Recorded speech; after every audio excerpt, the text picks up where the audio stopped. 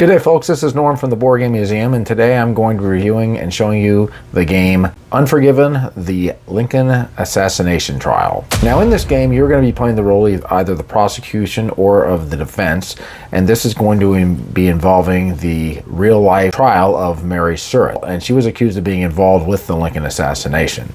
So in the game, you're mainly going to be trying to convince 4 jurors to agree with you. You also can win the trial if you're able to get a verdict, or you can win the trial if you're able to get the most amount of trial points by the time the game ends if there is no decision made. So let's check it out. How to do the game is you're going to try to get 4 jurors onto your side and played out here on your side of the board. This is going to be known as convincing the jurors, and when you're able to do that, you're going to win the game.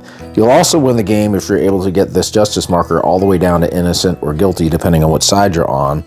Also, you'll be able to win if you have the most amount of trial points. If nobody at the end is able to get the 4 jurors, you're going to add up the trial points, and that will be who will win.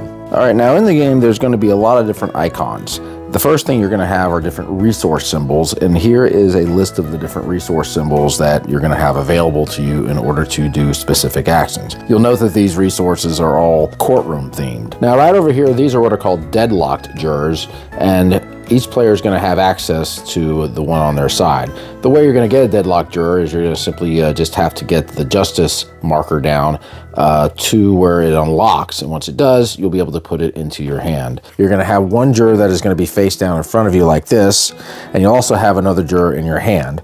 And the way you're going to be able to convince these jurors is you're going to pay this resource cost over here, and when you do, you're going to go ahead and turn it over.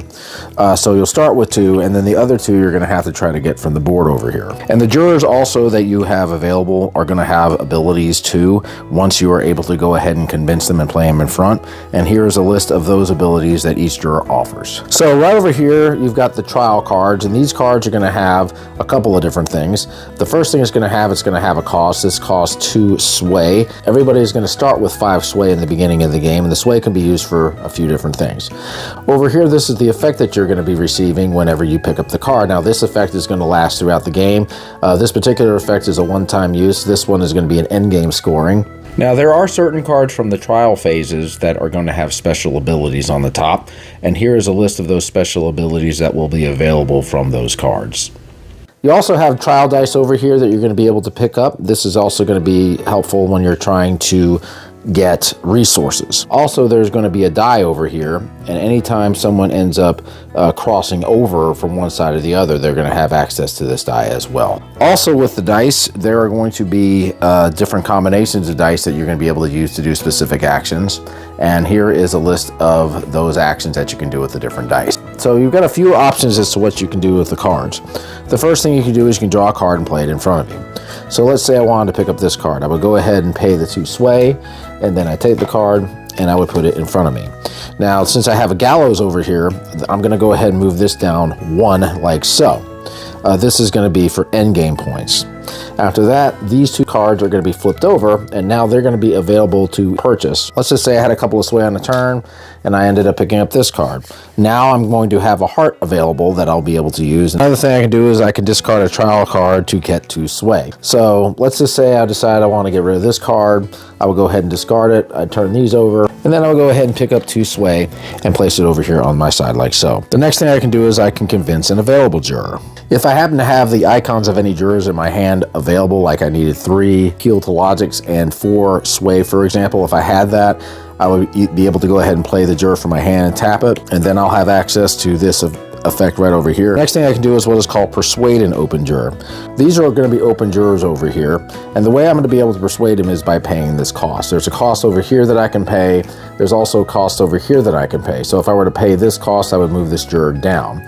Once I move him down, now I'll have this option, and this option in order to try to move him down. As soon as he gets over here and this cost gets paid, I'll be able to go ahead and put him into my hand. Now, another thing you can do is you can try to purchase dice. In order to do that, you're going to go ahead and pay 3 of the sway, and this is going to give you access to the dice panel. And then let's say I want to get this die over here. I would go ahead and pay a sway here. I would pay a sway here, and then I would go ahead and take this die and put it in front of me, and then I would go ahead, roll a die, and place it over here like so. Now, any sway that happens to be next to the die space of the die I want to take, I would take the die and the sway next to it. Now, the dice also are going to have different abilities with the different combinations, and here is a list of them right over here. So the game is going to go ahead and continue through the first trial phase, and then there's going to be 2 more trial phases that you are going to play through in the same way. Once the 3rd trial phase is over, this is going to signify the end of the game. Now, if someone is able to convince 4 jurors or get the justice marker down to they're guilty or innocent, that'll end the game. Otherwise, you're simply going to go ahead and count up the trial points that you've acquired, and whichever player has the most trial points will win the game. This game plays a lot like Seven Wonders Duel.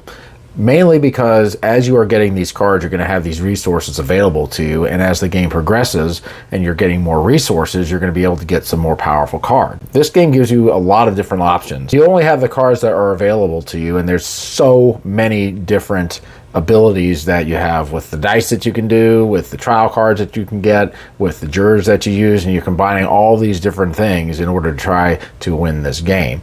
Depending on what is going on, you have to kind of adjust your strategy. You may have a juror really close to getting to put into your hand, but then your opponent might play a card, end up having a lot of gallows that can move that justice marker really close to where the verdict is.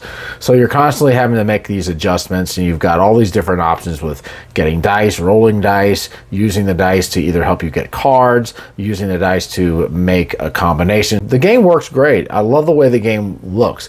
Anybody who is a historian, I think, is really going to like this game because it has great artwork. It has all the people and all these different pieces of evidence that was available during that time that you can use. And even if you're not a historian, you can still enjoy this game. You're looking at the different resources that you can get. So you may not even see the guy's face. You might say, oh, okay, I could use these 2 hearts over here that this guy offers, and then use those. So you're just trying to constantly build up a case, but then you're also having to watch that justice scale going up and down, and then watching to see how your opponent is trying to convince these jurors. It's a great game. It is not a very difficult game to learn, and there's just so much going on mainly because of the different abilities that some of these players have. And I really like the way they use the mechanic to where every time you get one of those cards that has those different resources on there, they stay throughout the game. Now, some don't, but there are some that do, and that just builds up your case just like it would be in a real courtroom. It's very cool. I would definitely recommend it. It's a great 2-player game. Highly recommend it. All right, guys, that's my review of Unforgiven. We'll see you. Keep on gaming. Thanks for watching, everybody. Subscribe and like. And comment. And Click and share. share. And have fun. Have a lot of fun. That's what you gotta do.